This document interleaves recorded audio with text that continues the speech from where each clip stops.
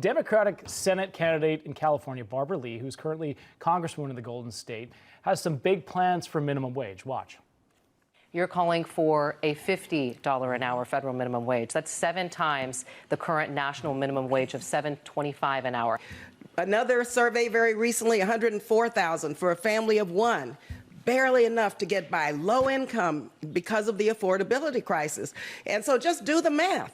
Just do the math. Of course, we have national minimum wages that we need to raise to a living wage. You're talking about $20, $25, fine. But I have got to be focused on what California needs and what the affordability factor is when we calculate this wage.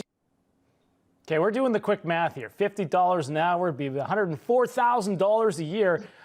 I'm all for people making a living wage. That's not the issue here. But how can any company in this country afford that kind of an increase without passing that along to the consumer? Hillary, you're up.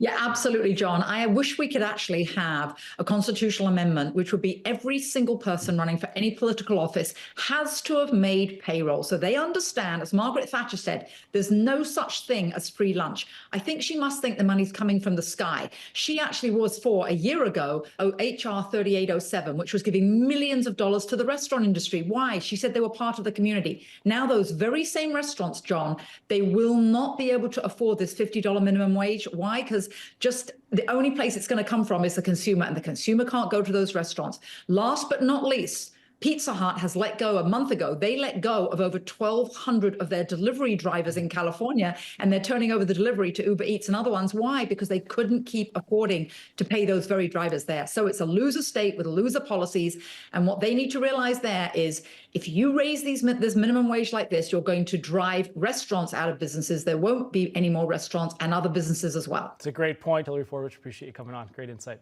Pleasure, John.